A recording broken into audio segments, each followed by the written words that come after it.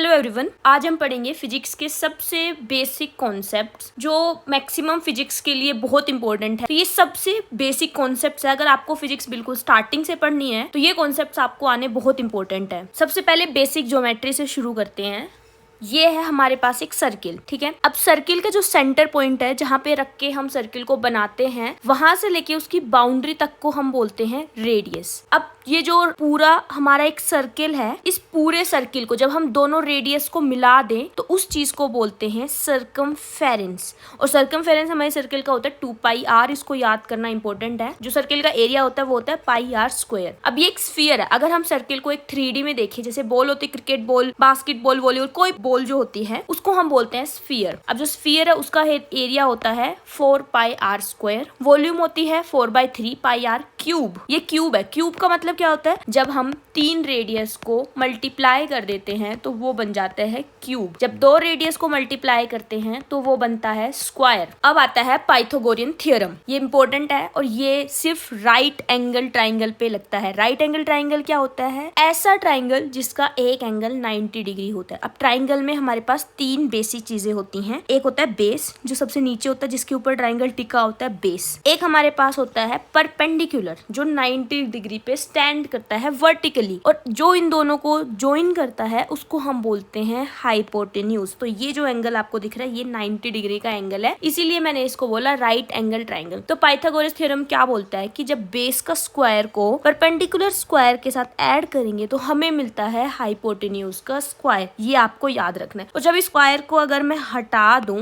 तो जब भी हम स्क्वायर को हटाते हैं तो एक तरफ क्या लग जाता है? रूट। ये रूट कैसे आया? मैंने क्या करा, दोनों साइड रूट किया, इधर भी रूट किया एंड इधर भी रूट किया, तो रूट और स्क्वायर आपस में कैंसिल आउट हो जाते हैं। तो इधर का स्क्वायर हट गया और इधर रूट आ गया। इस तरीके से पूरी फिजिक्स में बहुत काम आता है। तो ये आपको पता होना चाहिए कि बेस का स्क्वायर प्लस परपेंडिकुलर का स्क्वायर गिव्स हाइपोटेन्यूज का स्क्वायर। अब एंगल देख लेते हैं एक बार। तो सबसे पहले एंगल होता क्या है? जब 2 लाइंस एक कॉमन पॉइंट पे मीट करती है तो वो क्या बनाती है? एक एंगल। तो जो हमारे पास एंगल होते हैं वो 0 डिग्री से लेके 360 डिग्री तक होते हैं। अब अगर 2 हॉरिजॉन्टल लाइंस मीट कर रही है तो वो बनाएंगी 180 डिग्री का एंगल। एक लाइन वर्टिकली है, एक लाइन हॉरिजॉन्टल है, तो वो हमारे पास बनाते हैं 90 डिग्री का एंगल। और अगर एक सर्किल है तो पूरे सर्किल के अंदर हमारे पास बनता है 360 डिग्री का एंगल। तो ये आपको याद रखना है। और बीच के एंगल्स भी होते हैं, जैसे 30 डिग्री, 60 डिग्री, 90 डिग्री, 180 डिग्री। इसके बाद भी एंगल्स होते हैं 270 डिग्री, 360 डिग्री। 0 से लेके 360 तक कितने भी एंगल हो सकते हैं, 1 2 3 4 5, कितने भी। अब जो एंगल्स होते हैं वो हम 2 यूनिट्स में दिखाते हैं, या तो डिग्री में दिखाते हैं या फिर उनको हम रेडियन में दिखाते हैं। तो जो रेडियन होती है वो उसकी SI यूनिट होती है। अब जो SI यूनिट क्या होती है? ये वो यूनिट है जो हम इंटरनेशनली यूज करते हैं, ये पूरे वर्ल्ड में यूज की जाती है, तो इसको हम बोलते हैं SI यूनिट। तो रेडियन इसकी मेन यूनिट है। अगर आपको पूरी फिजिक्स में कहीं भी एंगल दिखे तो उसको हमेशा SI यूनिट में ही लिखना, इसका मतलब है रेडियन में लिखना। सिर्फ एंगल नहीं, कोई भी चीज है, लेंथ, ब्रेथ, हाइट, कुछ भी, वेट, सबको SI यूनिट में ही लिखना होता है। टाइम, डिग्री है वो हम ये 0 डिग्री, 360 डिग्री इसमें लिख रहे हैं। अब जो रेडियन होता है वो या तो पाई की फॉर्म में होता है, तो पाई जो होता है उसको हमें डिग्री में, कभी कभी हमें रेडियन को डिग्री में कन्वर्ट करना होता है, तो ये कन्वर्जन मैं आपको बाद में सिखाऊंगी। तो जो पाई होता है वो डिग्री में कितना होता है? 180 डिग्री। 2 पाई कितना होता है? 360 डिग्री। पाई/2 कितना होता है? 90 डिग्री। तो ये आपको याद करने की जरूरत नहीं है। एक बार आप कन्वर्जन सीख गए तो आप इजिली उसको कन्वर्ट कर सकते हो, डिग्री से रेडियन में जा सकते हो, रेडियन से डिग्री में आ सकते हो, कोई प्रॉब्लम नहीं है। कुछ मैथमेटिकल सिंबल्स, ये इसको बोलते हैं हम इक्वल्स टू। ये सिंबल होता है is the order of magnitude of. ये सिंबल होता है ग्रेटर देन का, ये होता है लेस देन का। अगर इस ग्रेटर देन वाले सिंबल के नीचे एक लाइन ऐसे लगा दूं तो वो सिंबल हो जाता है ग्रेटर देन या फिर इक्वल टू। अगर मैं लेस देन के सिंबल के नीचे एक लाइन लगा दूं तो वो सिंबल हो जाता है लेस देन और इक्वल टू का। अब यूनिट्स के ऊपर आते हैं। अभी मैंने बताया यूनिट्स, अगर हम किसी चीज को मेजर करना है उसके पीछे लगाते, जैसे मैंने बोला कि 10। अब 10 क्या चीज है? वो केजी है, 10 मीटर है, 10 सेकंड है। वो चीज आपको बताने के लिए उसके पीछे एक सिंबल लगाना पड़ता है जो कि होती है उसकी यूनिट। वो आप उसको मेजर कर रहे हैं, आप उसको नाप रहे हैं कि वो कितनी चीज है। जैसे आपको किसी ने बोला कि मार्केट से 10 केजी आटा लेकर आ, तो तभी तो आपको समझ आया कि आपको 10 केजी लेकर आना है, वरना आपको कैसे समझ आएगा? अब जो यूनिट होते हैं वो 2 टाइप के होते हैं, फंडामेंटल या फिर बेस यूनिट, और एक तो होती है डेराइव्ड यूनिट। डेराइव्ड यूनिट को हम फंडामेंटल से निकाल सकते हैं, और जो फंडामेंटल होती है वो हमारी बेस यूनिट होती है, मतलब मेन यूनिट होती है उसको हम किसी से डराइव नहीं करते, वो ओरिजिनली उसी फॉर्म में प्रेजेंट होती है, और इन दोनों के कॉम्बिनेशन को हम बोलते हैं सिस्टम ऑफ यूनिट्स। अब हमारे पास सिस्टम्स होते हैं यूनिट्स को क्लासिफाई करने के लिए। जो हम मेन सिस्टम यूज करते हैं आज के टाइम पे वो है SI सिस्टम इंटरनेशनल, जो पूरी वर्ल्ड में यूज होता है। इस सिस्टम में अगर मैं किसी चीज का मास देखूं तो उसको मैं केजी में लिखूंगी, अगर टाइम को लिखना है तो वो हमेशा सेकंड्स में आएगा। तो ये जो सिस्टम है ये इस तरीके से चलता है। SI यूनिट ही हम यूज करते हैं। अभी जैसे मैंने आपको बताया कि एंगल रेडियंस में ही हमेशा लिखा जाता है, तो रेडियन क्या चीज थी, उसकी SI यूनिट है। CGS यूनिट होती है सेंटीमीटर ग्राम सेकंड। FPS क्या होता है, फुट पाउंड एंड सेकंड। जो लेंथ होती है उसको हम या तो सेंटीमीटर में नापते हैं अगर छोटी होती है, या फिर मीटर में, और अगर बहुत बड़ी लेंथ है तो उसको किलोमीटर में नापते हैं। तो जो ये मीटर होती है ये उसकी क्या होती है, SI यूनिट। वेट को ग्राम्स केजी में नापते हैं मैक्सिमम टाइम्स, तो जो केजी होती है ये हमारी क्या होती है, इसकी SI यूनिट। टाइम में सेकंड्स SI यूनिट होती है। अब हम आते हैं एरिया क्या होता है। अगर हम दो लेंथ को मल्टीप्लाई करते हैं मीटर इंटू मीटर तो क्या बनता है, मीटर स्क्वायर। तो जो एरिया है तो होता है उसकी यूनिट क्या होती है, मीटर स्क्वायर। वॉल्यूम क्या होती है, length into breadth into height. Breadth और हाइट क्या, ये भी लेंथ है, तो वो क्या बनाता है, मीटर क्यूब। 3 बार हमने मीटर मीटर मीटर को किया, क्या बनाया, मीटर क्यूब। तो मीटर क्यूब किसकी यूनिट होती है, वॉल्यूम की। ये बेसिक चीजें हैं जो आपको याद रखनी पड़ेंगी और समझनी पड़ेगी, तभी आपको बेसिक फिजिक्स आ सकती है। अब एक ट्राइंगल मैंने आपको बताया था, तो ट्राइंगल का जो एरिया होता है वो आपको याद रखना है। ट्राइंगल का एरिया होता है half into base into height. Square जो होता है उसका एरिया होता है लेंथ इंटू लेंथ। रेक्टेंगल का एरिया होता है लेंथ इंटू ब्रेथ। अब जो स्क्वायर होता है ना, याद रखना उसकी सारी साइड्स बराबर होती है। जो रेक्टेंगल होता है उसकी ऑपोजिट साइड्स बराबर होती है, ये आपको याद रखना है। इसकी सारी साइड्स बराबर होती है सबको, इसीलिए मैंने L से डिनोट किया, क्योंकि सारी साइड्स तो बराबर है। इसकी सिर्फ 2 साइड्स बराबर होती है, मतलब ऑपोजिट साइड्स बराबर होती है। अब ट्राइंगल भी 3 टाइप के हमारे पास। राइट एंगल ट्राइंगल जिसमें एक एंगल 90 डिग्री का होता है, जिसमें हमने अभी पाइथागोरस थ्योरम पढ़ा। इक्विलेटरल ट्राइंगल क्या होता है, वो ट्राइंगल जिसमें तीनों साइड्स बराबर होती हैं। आइसोसेलेस ट्राइंगल क्या होता है, जिसमें कोई भी 2 साइड्स बराबर होते हैं, उसको हम आइसोसेलेस ट्राइंगल बोलते हैं। अब हम इसमें सीखते हैं यूनिट कन्वर्शन, कि अगर आपको कोई यूनिट किसी यूनिट में चेंज करना है तो आप कैसे करेंगे। तो सबसे पहले तो हम सबसे बेसिक वाली यूनिट्स चेंज करना सीखते हैं। जैसे बहुत बार आपने देखा होगा कि आपको सेंटीमीटर को मीटर में चेंज करना पड़ जाता है, या मीटर को सेंटीमीटर में चेंज करना पड़ जाता है, किलोमीटर को मीटर में चेंज करना पड़ जाता है। तो इस तरीके से यूनिट कन्वर्जन कैसे करते हैं। तो यूनिट कन्वर्जन के लिए आपको सबसे पहले ये बेसिक टेबल याद करनी पड़ेगी। कुछ भी नहीं है, बहुत सिंपल है। कैसे करेंगे, तो ये जो ग्रीन में है ये है पॉजिटिव वाली टेबल, ये वाली है नेगेटिव वाली टेबल। देखो पॉजिटिव वाली टेबल कहाँ से शुरू हो रही है, deca, hecto, kilo, mega, giga, tera, peta, exa. ये है +1,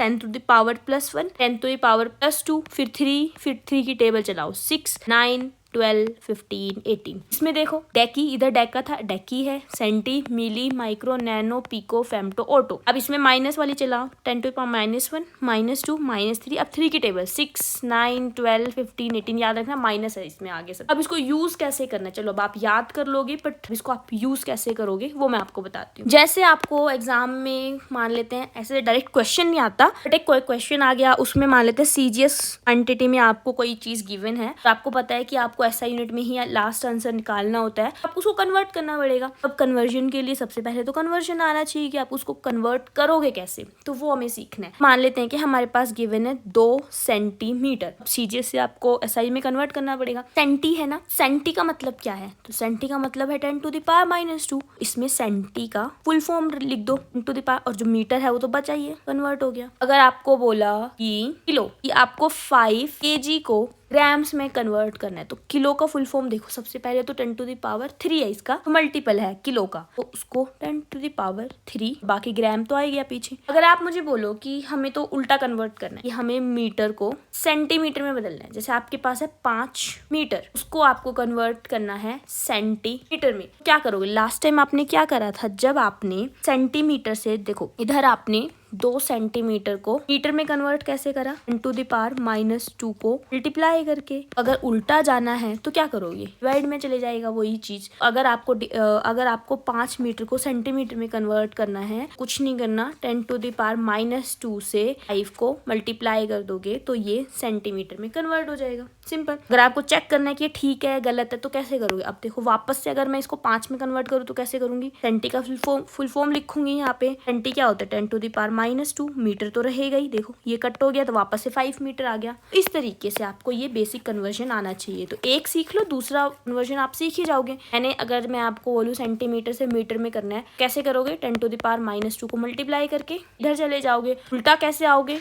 डिवाइड करके 10⁻⁻2। तो एक सीख लो, सेंटीमीटर को मीटर में करना सीख लो। फिर उल्टा अगर आपको करना है मीटर से सेंटीमीटर करना है, डिवाइड में लेकर आना। तो इस तरीके से तो एक कन्वर्जन सीखनी है, दोनों नहीं सीखनी है। दूसरी वाली उसके ऑपोजिट होती है। इस तरीके से इस टेबल को यूज करना है। एक होता है हमारे पास एंगस्ट्रॉम 10⁻⁻10। ये भी याद रख। अभी आपको मैं बोलूँ कि 1 नैनोमीटर को इसको कन्वर्ट करना पड़ेगा मीटर्स में, क्योंकि नैनो तो हमारी ऐसा यूनिट है नहीं। तो नैनो देखो क्या होता है, नैनो होता है 10⁻⁻9। तो इसका फुल फॉर्म लिख दो, 1 को आगे मल्टीप्लाई होगा। ये हमारा SI में कन्वर्ट हो गया सिंपली। ये टेबल का ये यूज है, बहुत इंपॉर्टेंट टेबल है, आगे बहुत काम आती है। ये तो हो गई बेसिक लेंथ और मास की कन्वर्जन हो गई आपके पास। अदर कन्वर्जन्स भी आती है, जैसे टाइम की कन्वर्जन अगर हम सीखें। मैंने आपको दिया है, जैसे मान लेते हैं कि मैंने आपको 1 आवर दिया है, मैंने बोला कि इसको मिनट्स में कन्वर्ट करो। तो आपको पता होना चाहिए कि 1 आवर में 60 मिनट्स होती हैं। क्या करना है, इसको 1 को 60 से मल्टीप्लाई कर दो, मिनट्स आ गई। अगर मैं इसको बोलूँ कि अब इसको सेकेंड्स में कन्वर्ट करो, मिनट में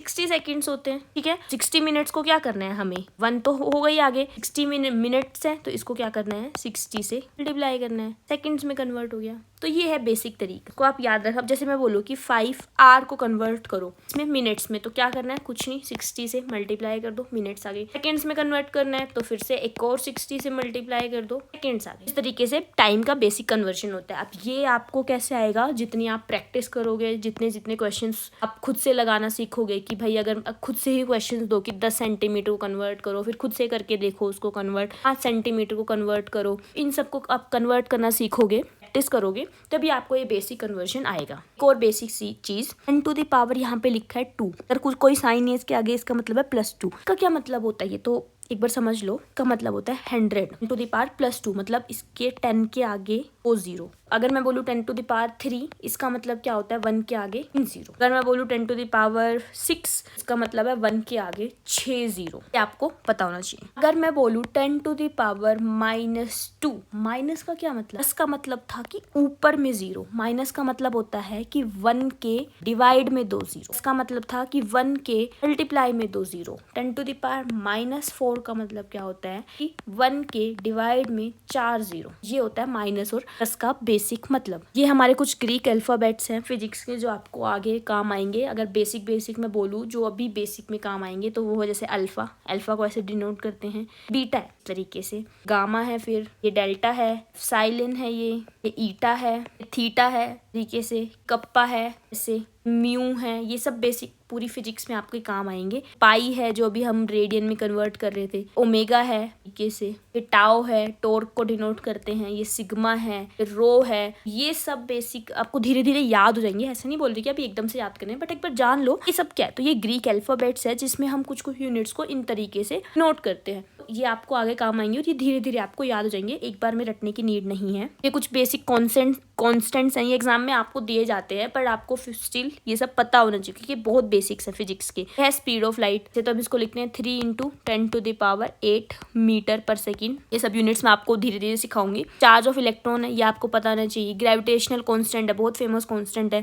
प्लैंक्स कॉन्स्टेंट है, बोल्ट्जमैन कॉन्स्टेंट है। सिमिलरली अगर इसमें ये तीनों, mass of electron, mass of neutron, mass of proton, सब आपको पता होना चाहिए। ये है electron charge to mass ratio. उसके बाद ये रेडबर्ग्स कांस्टेंट है, ये बोहर्स रेडियस है। फिर ये परमिटिविटी ऑफ फ्री स्पेस है, परमिएबिलिटी ऑफ फ्री स्पेस है, ये विन्स कांस्टेंट है, स्टेफन बोल्ट्जमैन कांस्टेंट है। ये सब कुछ बेसिक्स हैं जो आपको याद होने चाहिए। एटलीस्ट नंबर नहीं तो इनकी पावर्स आपको याद होनी चाहिए। अभी के लिए इतना ही, बाकी कुछ बेसिक्स बचे हैं हम दूसरी वीडियो में कवर करेंगे। भी आप इतने को सीखो, देखो, याद करो। कुछ भी डाउट है, कोई भी प्रॉब्लम है तो आपको मुझे कमेंट सेक्शन में बता सकते हैं, वो आपको मैं क्लियर कर दूंगी नेक्स्ट वीडियो में। Thank you.